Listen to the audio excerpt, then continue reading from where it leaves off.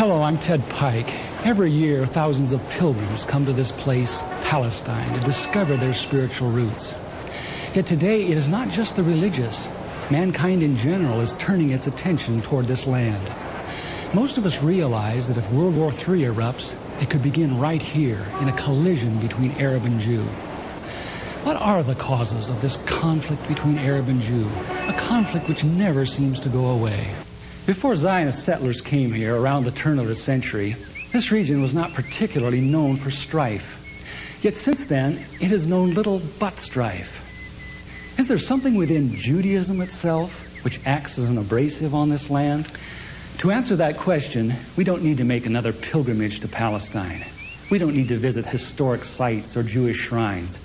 Instead, since Judaism is very much a religion of its literature, we need to go where its most sacred teachings are preserved. We need to go to a synagogue, in particular, the library of a synagogue.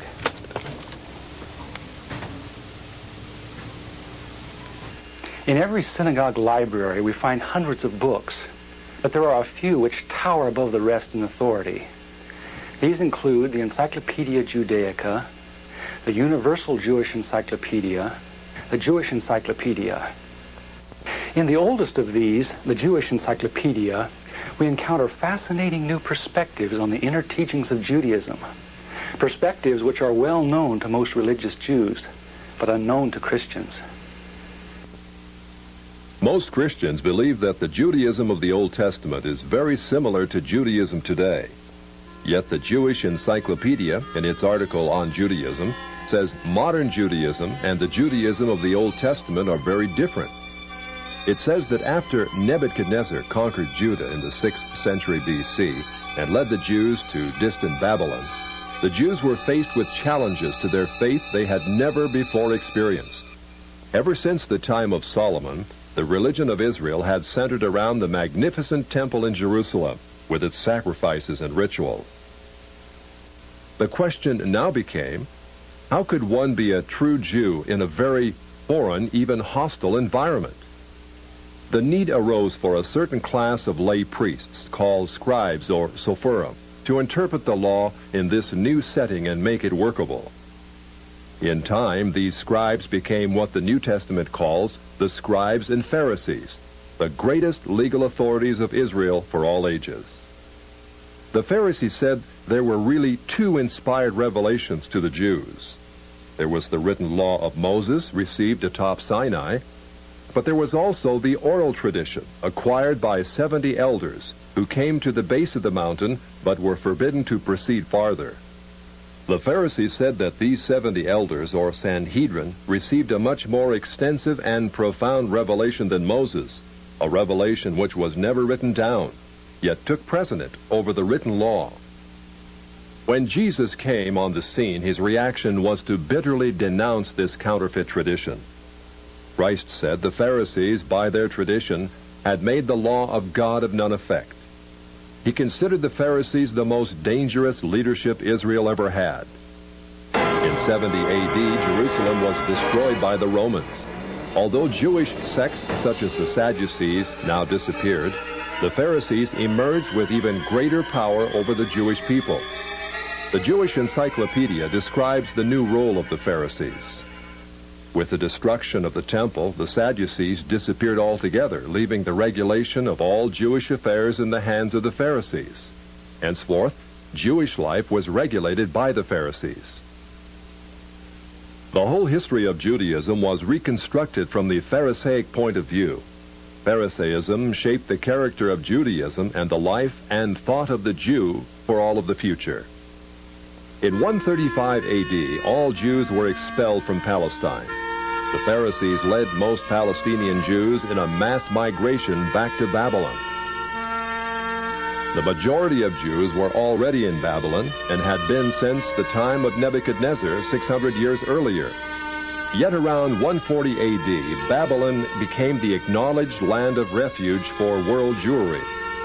For another 1,000 years, Judaism flourished in Babylon under the leadership of the Pharisees. Great academies of the rabbis were established and thousands of new laws formulated. There, those same Pharisees who killed Jesus Christ remained the undisputed rulers of Judaism. In Babylon, the Pharisees codified their oral traditions into the Babylonian Talmud, the written form of that oral tradition which Jesus so bitterly rebuked. The Talmud reveals how deep was Israel's apostasy.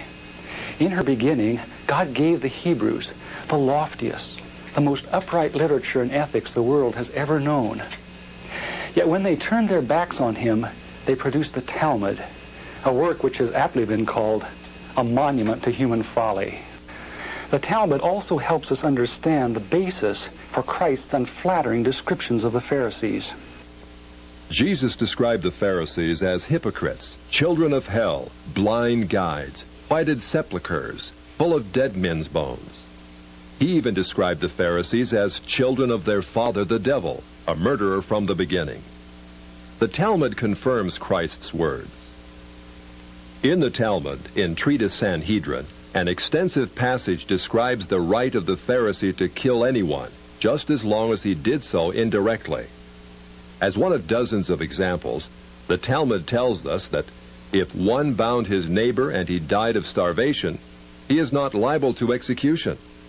In such an indirect manner, the Pharisees also killed Christ. Manipulating the Romans to actually wield the spear and sword, the Pharisees claimed, as their descendants do today, that since the Romans were the direct cause of the death of Christ, it is the Romans, not the Jews, who are guilty. Christ also called the Pharisees adulterers, an adulterous generation. The Talmud provides generous loopholes for adultery. It says the penalty for adultery does not include sex with a minor, the wife of a minor, or the wife of a heathen. The Talmud also encourages seduction of unwed adolescent girls called designated bondmaids. But it's important how such rapes are performed. With the designated bondmaid, one is guilty only in the case of natural connection, but not in the case of perverse connection. The Pharisees reasoned that rape in a perverted manner is outside the jurisdiction of the law. Normal rape, however, was punishable.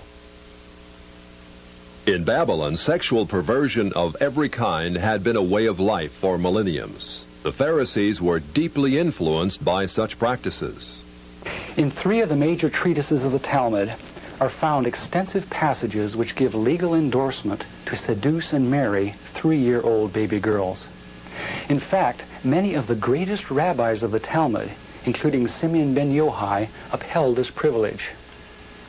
Today in Israel, thousands of Jews go to Meron every year to venerate the memory of Simeon ben Yochai, one of the most respected rabbis in the history of Judaism. In one of dozens of endorsements of child sex, Simeon ben Yochai said, "A proselyte under the age of 3 years and a day is permitted to marry a priest." Agreeing with ben Yochai, the great Rabbah said, "When a grown-up man has intercourse with a little girl, it is nothing, for when the girl is less than this, 3 years and a day, it is as if one put the finger into the eye." The footnote to this passage says, "As tears come to the eye again and again, so does virginity come back to the little girl under 3 years." The same section confirms that sexual activity with small boys is in the same category. The intercourse of a small boy is not regarded as a sexual act. In addition to adulterers, Christ, in the story of the Good Samaritan, portrayed the Pharisees as racial bigots, too self-righteous to respond to the suffering of one who was not a Jew. It is true, because of the wickedness of the Canaanites, which included sodomy and infant sacrifice, Israel had been commanded by God to be harsh in her treatment of the inhabitants of the land. God made it clear that the Canaanites were not simply to be avoided, but destroyed. By the time of the New Testament, this method of preserving God's kingdom by separation and the sword had become obsolete. God no longer made a racial difference between men.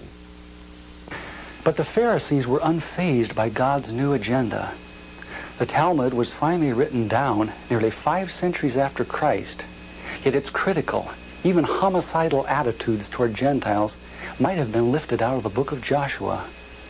However, the quickest way to grasp the Talmudic view of Gentiles is not directly from the Talmud, but from the Jewish encyclopedias. If we quote an isolated opinion from the Talmud, a rabbi may quickly object, saying, "But that is not the overall opinion of the Talmud. That is not the definitive view." What the Jewish Encyclopedia provides us is a definitive overview of perhaps hundreds of rabbinic statements on any subject, giving us accurate summaries of what the Talmud generally teaches. In its article on Gentiles, the Jewish Encyclopedia begins to define what makes a Jew so different from a Gentile. According to the rabbis, only Israelites are men. Gentiles they class not as men, but as barbarians. Since Gentiles are not men in the fullest sense, so the Gentile is not a neighbor of a Jew.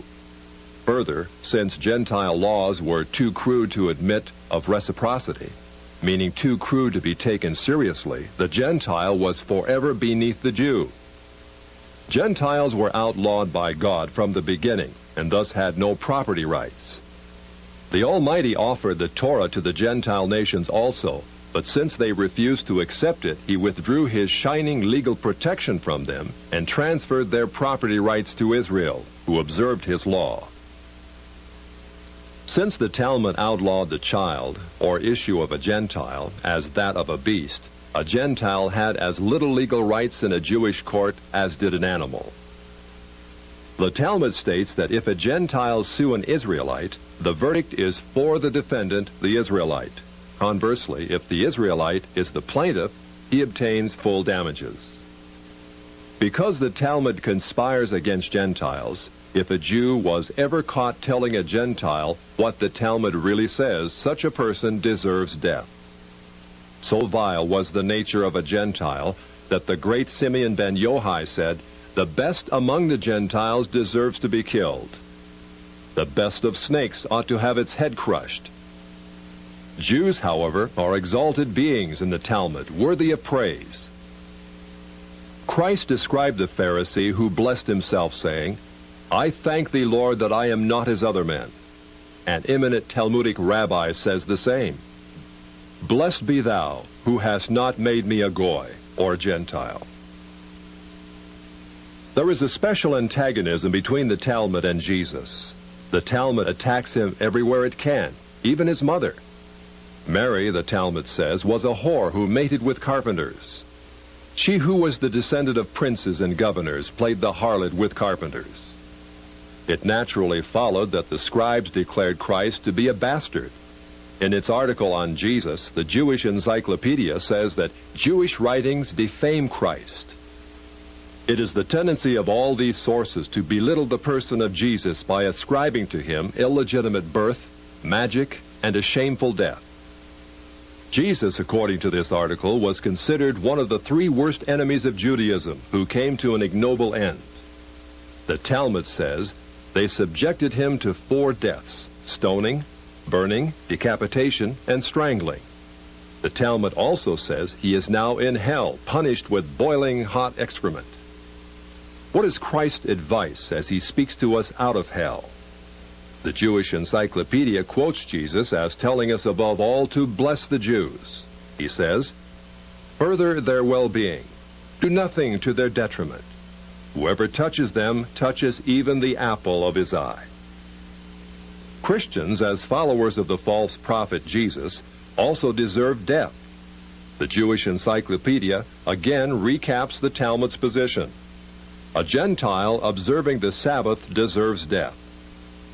It says the Talmud's hatred was probably directed against the Christian Jews.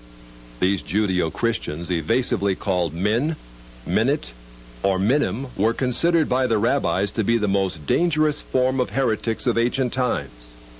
The New Testament Gospels were writings which the rabbis considered more dangerous to the unity of Judaism than those of the pagans.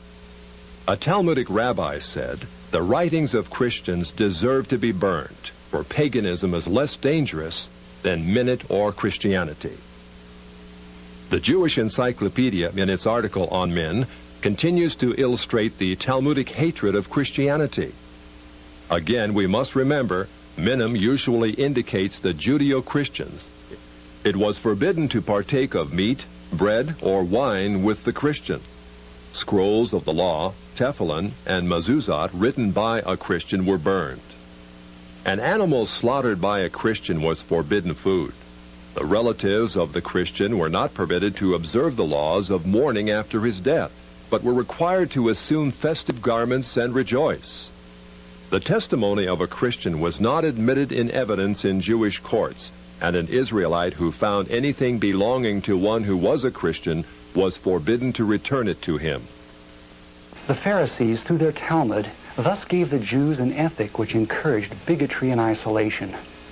But it did worse than that. It invited persecution.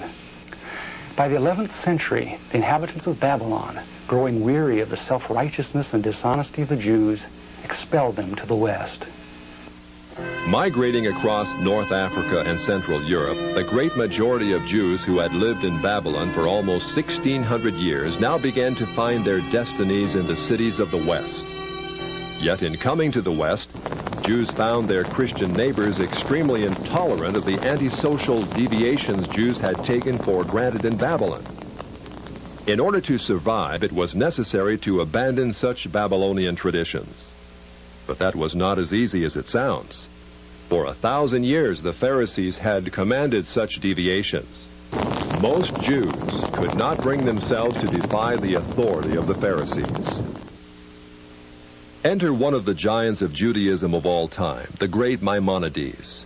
Maimonides, a physician and philosopher, knew that no Jew who practiced Babylonian perversions could remain alive in Christian lands.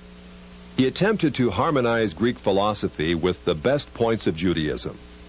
He hoped his rationalizations would enable Jews to abandon their antisocial customs. Yet Maimonides was only partly successful. He was excommunicated by the Jewish community on the charge of making new laws. Nevertheless, his moderation and intellect did in fact temper the old Judaism of Babylon. Gradually over the centuries, Jews abandoned immoral practices of the Talmud. Such practices are not observed today. In fact, most Jews are so ignorant of the Talmud itself that they do not even know that such teachings exist within their sacred literature. Yet the fact remains that when the Jews came to the West in the Middle Ages and attempted to accommodate the Talmud to Christian society, a tremendous conflict was created. In Babylon, Judaism could be perfectly consistent with the teachings of the Pharisees because the Babylonians were immoral as well. In Christian lands of the West, it became necessary to pretend that many of those teachings did not exist. Even today, religious Jews continue to venerate the Pharisees and their Talmud as the greatest source of light that Judaism will ever know. Yet, living in Christian lands, no Jew can fully perform what the Pharisees commanded.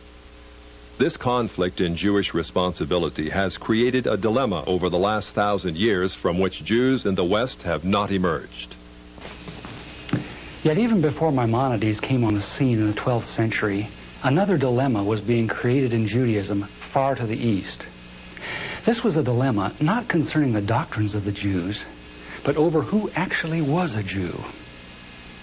In their articles on Khazars, the Jewish encyclopedias tell us that in the 8th century A.D., Jewish missionaries ventured north of Babylon to the land of the Khazars between the Caspian and the Black Seas. Khazaria was a vast grassland on what is now the plains of southern Russia, inhabited by a race of merchants, artisans, and warriors of Hunnish Turkish stock. About 740 A.D., the king of the Khazars converted to Judaism and made it the state religion. Incredibly, within a few centuries, the people of Khazaria convinced themselves that they were not Gentiles after all, but the physical descendants of Abraham. Thus, by the 10th century A.D., a nation of proselyte Jews thrived in what is now central Russia. During the Middle Ages, the fierce Mongols from the east and Russians from the north drove the Khazars west out of their ancient homeland. Most settled in Eastern Europe, especially Poland, where they established communities of artisans and traders. Judaism thus became divided into two basic groups which remain today: the Ashkenazim, which are the Khazars of the east, and the Sephardic Oriental, which are Jews of Spain, Turkey, and lands bordering on the Mediterranean. Today, the Ashkenazim, or Khazars, are the vast majority, about 80% of those who call themselves Jews. The two most recent premiers of Israel illustrate these two racial types. Shimon Peres is a Sephardic Jew from authentic Jewish stock. Yitzhak Shamir, like Menachem Begin, is Ashkenazim or Khazar in origin. In Poland, these ancestors of most modern Jews thrived. In fact, they actually became more zealous Jews than their theological cousins to the west, the Sephardim. The Khazars were fascinated with that mystical aspect of Judaism called Kabbalah. Kabbalah was the Jewish form of ancient Gnosticism, a belief that God is unconscious yet everywhere, revealed in different levels of refinement throughout the universe. Of course, Judaism was always unique among ancient religions in its belief in a single conscious God, a God not only capable of creating the worlds, but of punishing evil and rewarding good. Like Eastern religions, however, the Polish Kabbalists believe that God in his purest form is utterly remote, unknowable, without opinions about right and wrong. Instead, his being filtered down through many gradations, or sephirot, until it reached Israel. Israel, according to the Kabbalah, was the visible, rational emanation of God in this world. Below Israel was confusion and darkness, represented by demons and the chaotic world of the Gentiles. What excited the Khazars was that Kabbalah preached revolution. It said that Jews, as superior beings, were destined to rule the world. In the Zohar, which is the written text of Kabbalistic lore, we find the arrogance and ambition of the ancient Pharisees very much alive. In a typical passage, the Zohar teaches, living soul refers to Israel, who have holy living souls from above, and cattle and creeping thing and beasts of the earth to the other peoples who are not living soul. Only by the overthrow of the Gentiles, the Zohar asserts, can Israel regain its position as God's Shekinah glory on earth. The Zohar calls Gentiles Amalekites. In a passage typical of many, the Zohar says they caused the destruction of the temple. So when God reveals himself, they will be wiped off the earth. Redemption will not be complete until Amalek will be exterminated. But once Israel shakes off Gentile dominion and Christian influence, heaven will descend to earth. The Zohar says Israel will fulfill her predestined role, ruling the world under the leadership of her Messiah.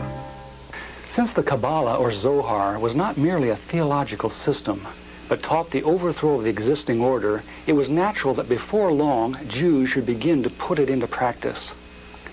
With the age of Voltaire and the so-called Enlightenment during the 18th century, we see a host of Jewish Kabbalists migrating west out of Poland and penetrating the very capitals of Europe.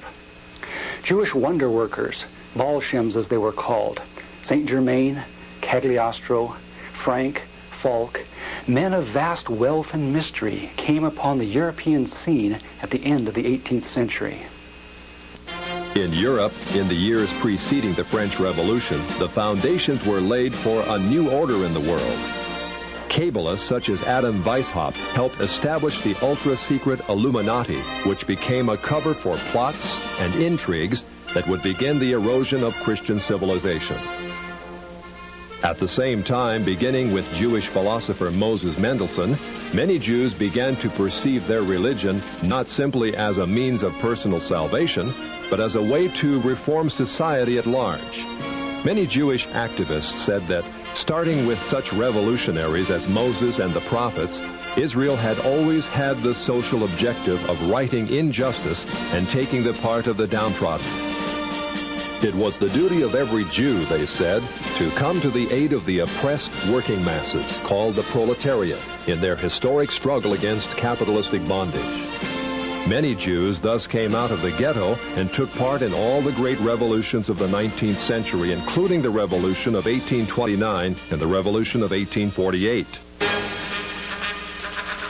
It is thus not surprising that as the 20th century dawns, we find Jews turning their attentions to the overthrow of one of the last monarchies still opposing Jewish advancement, the Romanov dynasty of Russia. It is well known that the Jews had long hoped to overthrow the Tsar. It was natural then that Jewish philosophers such as Moses Hess and Karl Marx should contrive a philosophy that could make such overthrow possible. It was also natural that international Jewish bankers of New York, London, and Hamburg should finance it. The U.S. State Department, in its 3-volume report on the origins of communism in Russia, published in 1931, reveals how Jewish-controlled German banks under the leadership of Max Warburg conspired as early as 1914 to send large payments to Lenin, Trotsky, and others in their attempts to bring down the Tsar. As part of this conspiracy, Jacob Schiff, head of the New York Jewish banking house of Kuhn Loeb, invested at least $20 million, which would be close to $1 billion today, toward the establishment of Bolshevism in Russia. In its article on socialism, the Jewish Encyclopedia, published in 1905, freely admits that Jews in Russia were ripe for revolution. In Russia, socialism, has become a movement of the Jewish masses. The later Encyclopedia Judaica tells us the communist movement and ideology played an important part in Jewish life, particularly in the 1920s and 1930s, and during and after World War II. The Judaica, in fact, presents an extensive list of the most powerful Jewish leaders of Bolshevism, which included Trotsky, Sverdlov, Zinoviev, Kamenev, Litvinov, Kaganovich, and many others. The Judaica also tells us just how many Jews filled the communist ranks. It says anti-Semitism drove the bulk of Russian Jewish youth into the ranks of the Bolshevik regime. When the White Russian patriots heroically attempted to regain their freedom from the Jews, the Judaica says compact Jewish masses were utilized by the Bolsheviks to suppress such counter-revolution. Clearly, Jews and native Russians were engaged in a death struggle over the destiny of Russia.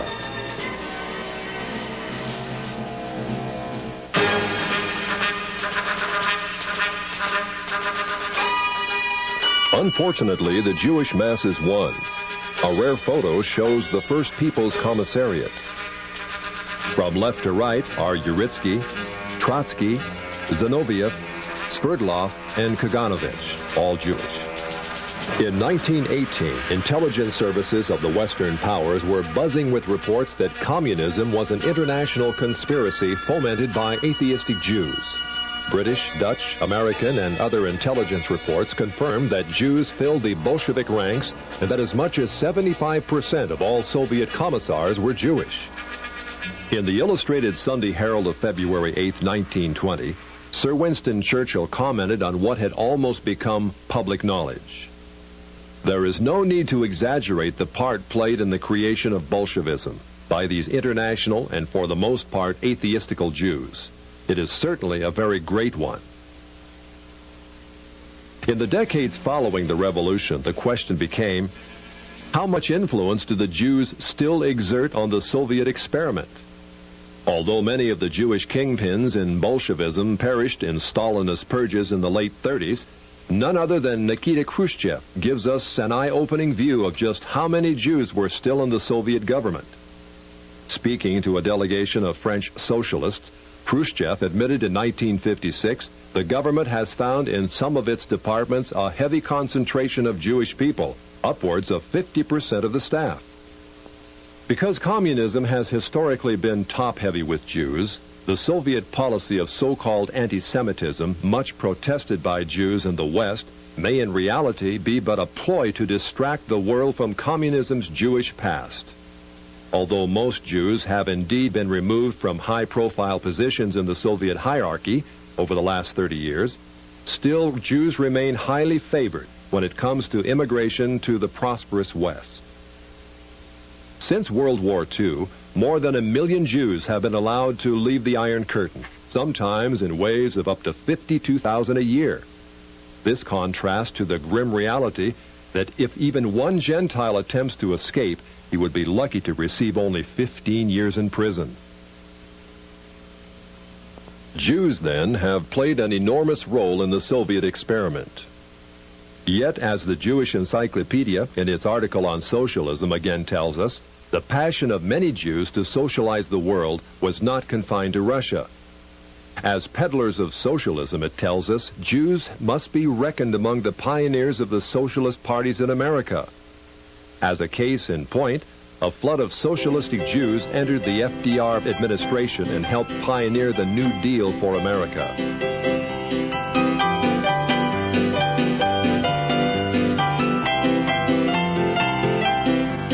The Encyclopedia Judaica says Roosevelt's liberal policies endeared him to the Jewish community, which shared with him an overriding commitment to the welfare state.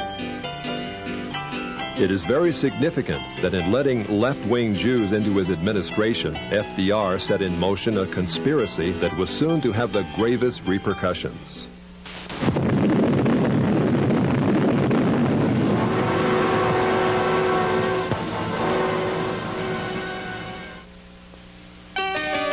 As part of his policies, FDR hired a German communist, Klaus Fuchs, a scientific genius who helped mastermind the atomic bomb.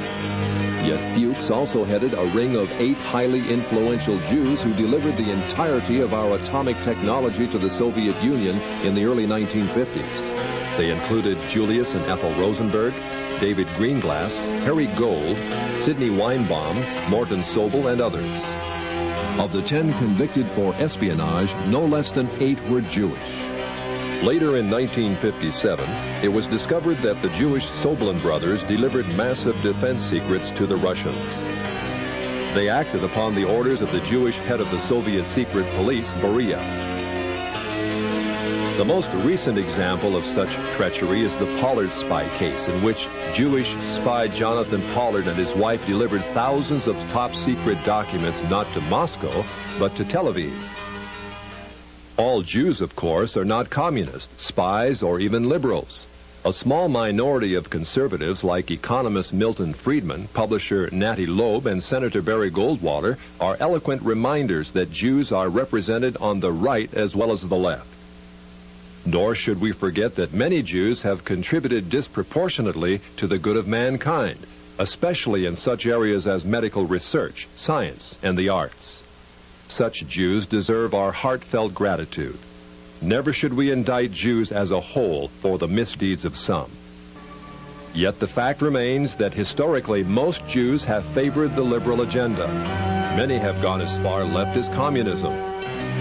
For example, in the late 40s, intensive investigations by the U.S. Justice Department revealed a disproportionate number of Jews in the American Communist Party. In 1949, the 11 members of the American Politburo of the Communist Party were convicted. 6 were Jews. In 1951, the second-string Politburo was indicted. Of 21 arrested, 14 were Jewish. Also in 1951, 15 top West Coast communists were indicted. 6 of the 15 were Jewish. Satisfied, break left. During the Vietnam conflict, while American boys died by the tens of thousands, Jews dominated the communist New Left in America. The Encyclopedia Judaica says the New Left included a disproportionate participation of Jews in the leadership and sometimes also in the ranks. It continues, Jews have been active in the United States in all radical movements, socialist and communist, old left and new. On almost every major campus in which the New Left was active, Jews were prominent in the leadership. Typically, they formed between a third to more than half the leadership and members. Jews also dominate the American Civil Liberties Union, a left-wing front which has tirelessly opposed such fundamental values as prayer in the schools, effective criminal prosecution, even the Pledge of Allegiance. The ACLU has been the subject of frequent congressional scrutiny. As early as 1931, a special congressional investigating committee prophetically described a role which has become all too familiar in recent years. It claims to stand for free speech, free press, and free assembly. But it is quite apparent that the main function of the ACLU is to attempt to protect the communists in their advocacy of force and violence to overthrow the government. Today, the ACLU is led by Jewish National Director Ira Glasser, the 5th national director in its history. According to a 1977 ACLU survey of membership, 27.3% of ACLU leaders were Jewish, 21.4% of members. The feminist movement, with its agenda of free abortions and lesbian rights, also contains a lopsided number of Jews in its national leadership. The three most influential feminists, Gloria Steinem, Bella Abzug, and Betty Friedan, are Jewish radicals. Jewish producer Norman Lear also heads People for the American Way, the liberal antagonist to Jerry Falwell's Moral Majority. People for the American Way videotapes every broadcast of national TV evangelists in hopes of ruining their ministries. Why does such Jewish-led radicalism prosper? Largely because the television media promotes it. And who owns the media? In its article on television, the Encyclopedia Judaica reveals that the big three television networks are Jewish-founded and controlled. David Sarnoff founded NBC in 1926. CBS was founded under the presidency of William S. Paley, also Jewish. ABC was an outgrowth of the NBC network, and another Jew, Leonard Goldenson, became its president. Gentiles usually occupy the visible out-front positions, but each of the three networks remain under Jewish influence or control. According to the famous Lichter-Rothman poll of 104 top-level media executives, published in Public Opinion magazine, Jews also dominate the lower levels of network broadcasting. Although Jews constitute less than 3% of the American population, a whopping 59% of TV executives surveyed were Jewish. The Encyclopedia Judaica, in its article on motion pictures, paints a similar picture of Jewish control of the movie industry. With the exception of United Artists, it says, all the large Hollywood companies were founded and controlled by Jews. The largest of all entertainment monopolies, MCA, called the Octopus because of its domination of the entertainment industry, was likewise founded and controlled by Jews, such as Jules Stein, Lou Wasserman, and Taft Schreiber. In its article on publishing, the Judaica presents lists of dozens of the largest publishers in America owned or controlled by Jews.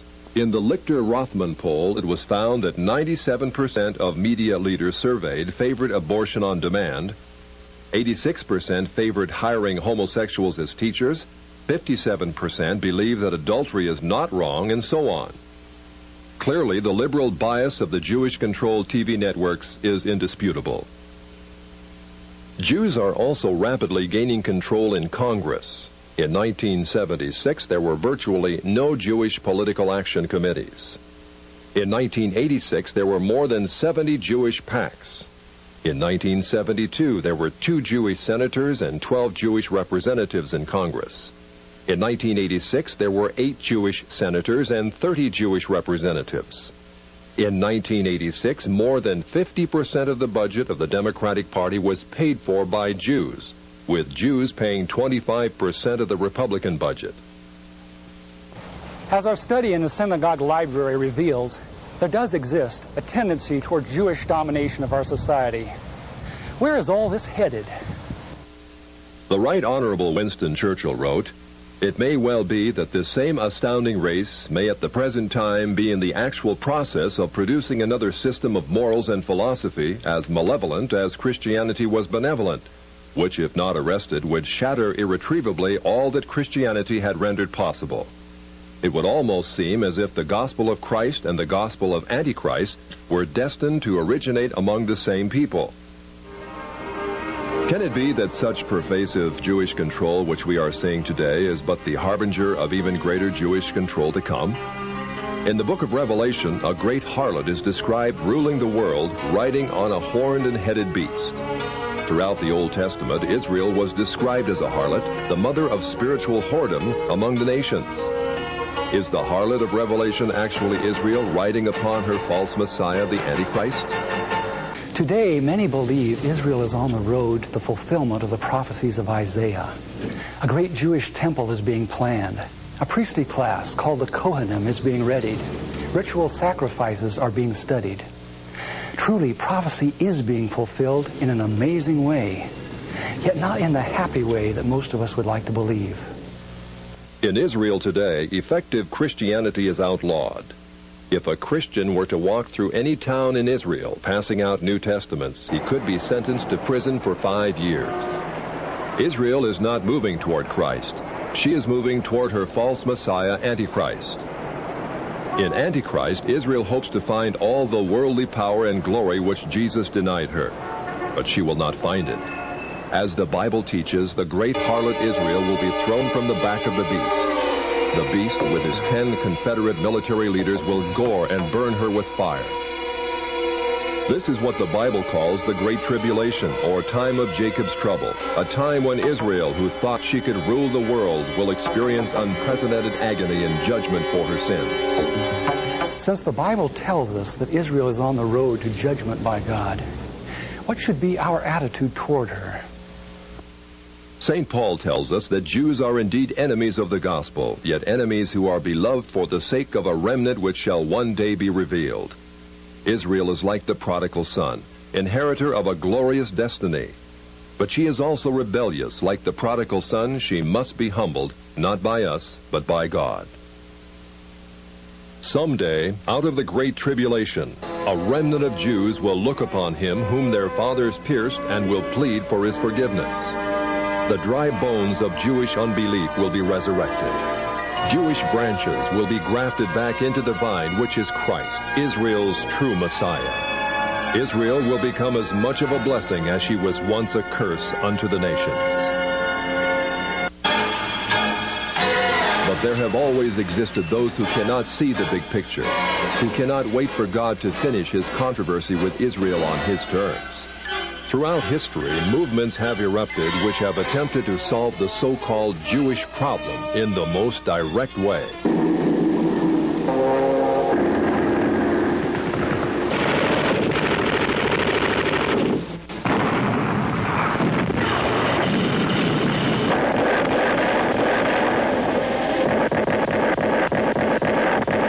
Yet all such anti-Semitic movements have ended in defeat.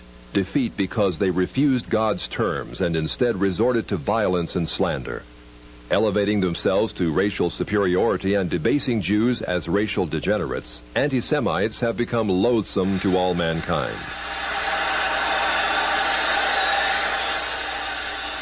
In contrast, the Bible presents the perfect approach to this problem. All the prophets were heavily burdened, even angry at the transgressions of Israel. Yet when they spoke out, it was as God led them.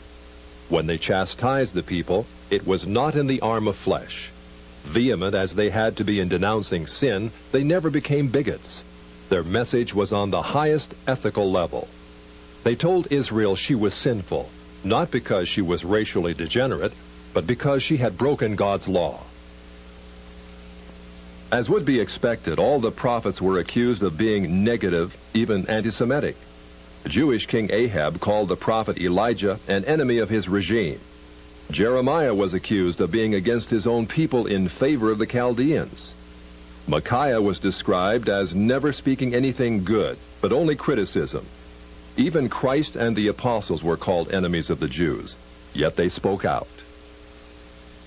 The great figures of the Bible provide a pattern of how we should respond to the Jews today. The prophets and apostles preached the good news to Israel, yet they were very wary, very realistic concerning rabbinic deception. Our Lord warned us to beware of the leaven of the Pharisees. Considering the Pharisaic origins of modern rabbinic Judaism, his words can only mean, be wary of rabbinic Judaism. As we saw earlier, rabbinic Judaism is inherently ambitious. It will forever attempt to establish itself as the dominant factor in society. If Zionism is unnaturally encouraged, as it has been by the church over the last century, then it will rise to a position that is intolerable. Inevitably, mankind, smarting under its presumptions, will rise against it in new waves of anti-Semitism.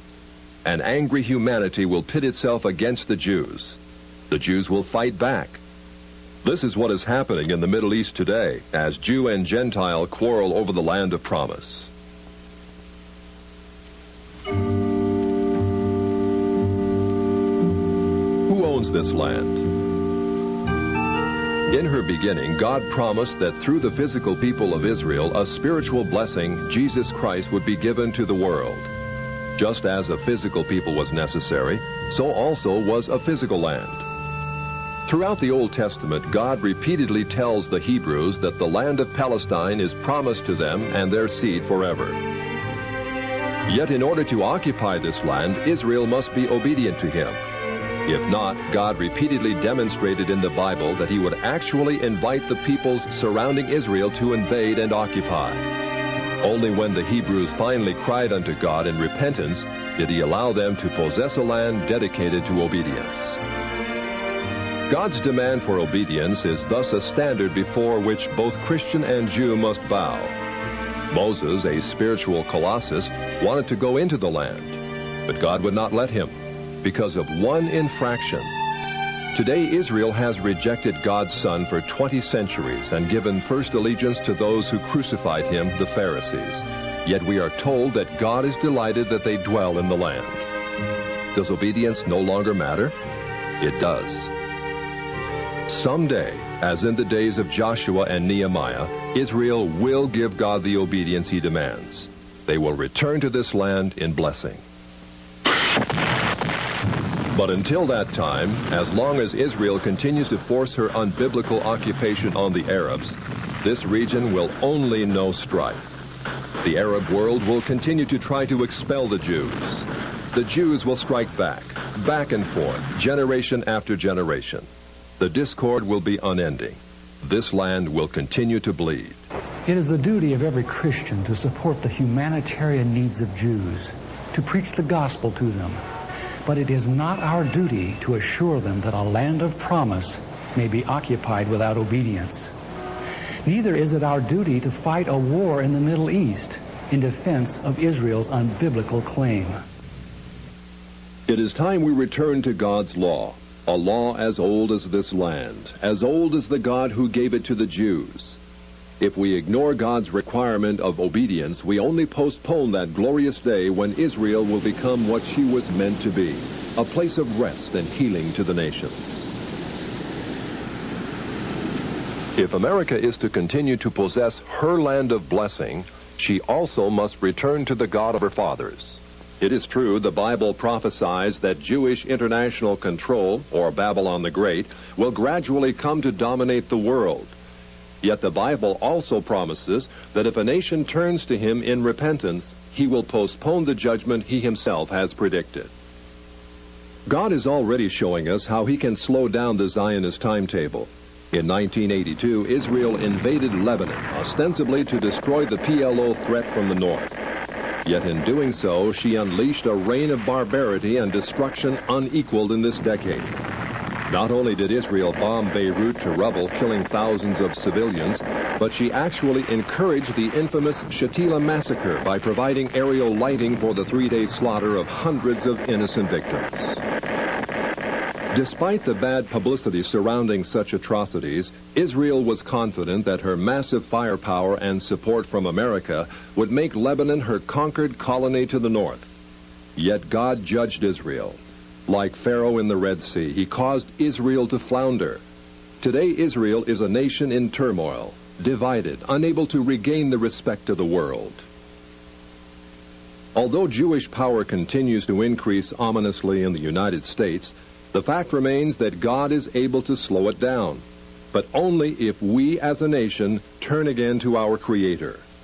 We must repent of the national sins which have weakened our moral fiber and allowed the forces of Satan to dominate us. In a moment, we'll explain how you may educate others concerning this threat. Yet education in itself is not enough to hold back a demonically empowered conspiracy. We have to have God's power, a power which only comes through total consecration to Him. The communist movement demands that every true Marxist be willing to give up everything, even his own life, for the cause.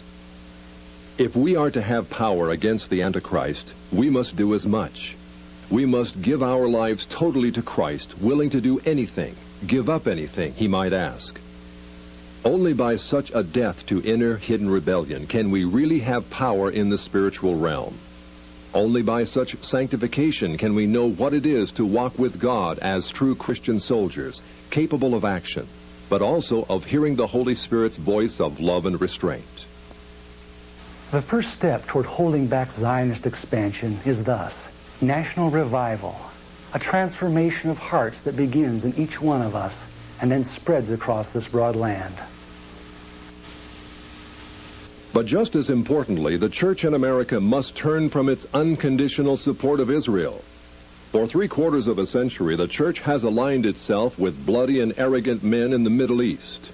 In bidding them Godspeed, it has become a partaker of their injustices. Tragically, such a policy has alienated the Muslim world from the gospel. Because the church has historically ignored the plight of the Palestinians and sided with their oppressors, the Israelis, the Arab world has closed its ears to the message of Jesus Christ. In fact, by giving unconditional approval to Israel, the church, more than any other institution, has helped build up the walls of that system, which will ultimately become Babylon the Great.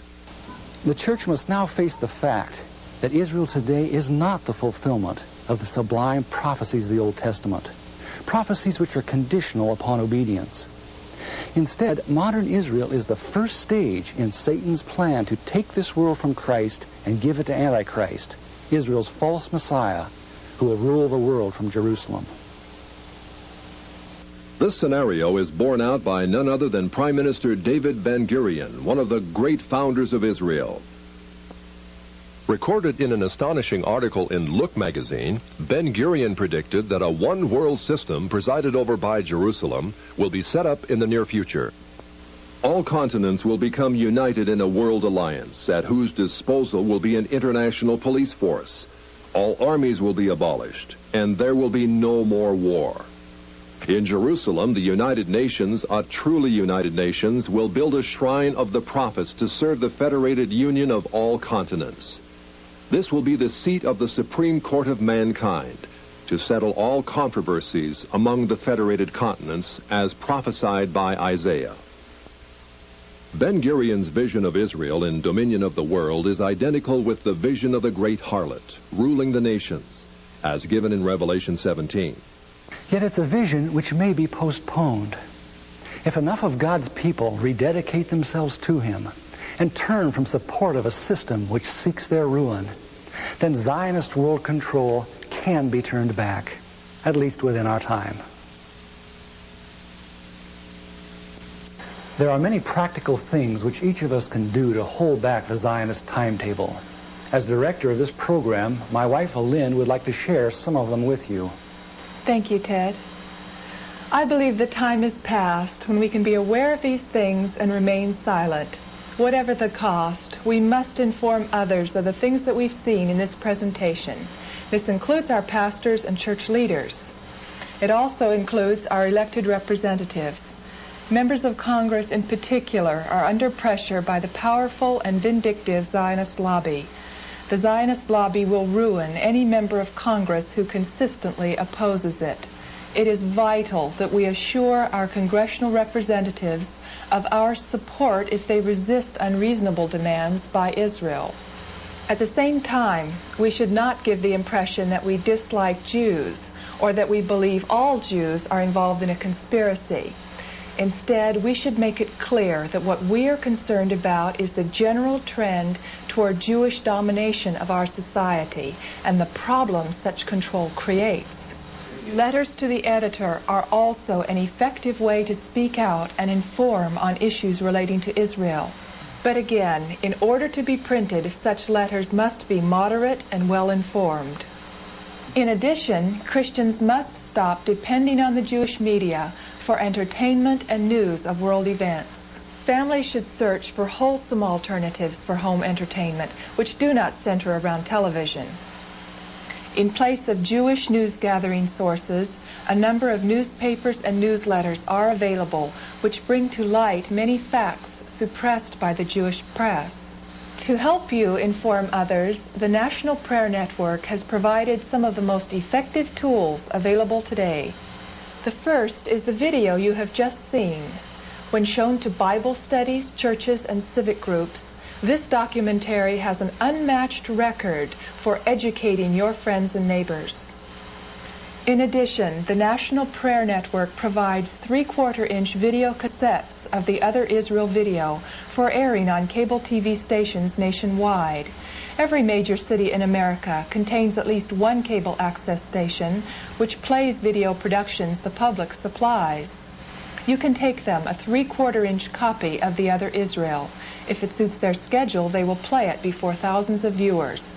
Through ads in newspapers, church bulletins, and other means, you can publicize your own showing of the Other Israel. Also highly effective is Ted's fascinating book, Israel, Our Duty, Our Dilemma. Condensing 15 years' research in Jewish sources, this 340-page volume provides easy-to-read yet exhaustive documentation on every subject covered in this video, plus hundreds of pages of related information. This groundbreaking book has been ordered by more than 18,000 pastors in America. Dr. Everett Sullivan, defender of liberty in Nebraska, sums up what thousands have felt. This is the one book every Christian should read. In a moment, we will tell you how you may obtain the video and book. Thank you, Elaine. It's undeniable that there exists a great conflict between the forces of good and evil for control of this planet. Yet there also exists a host of people just like you that are catching on to the Zionist agenda. However, it's not enough just to know the score on Zionist ambitions. We have to spread the word to others.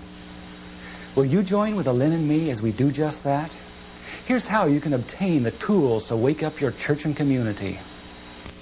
Israel, Our Duty, Our Dilemma is available for $10.95 postpaid.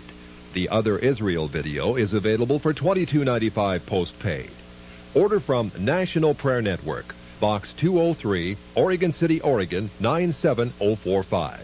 That's National Prayer Network, Box 203, Oregon City, Oregon 97045.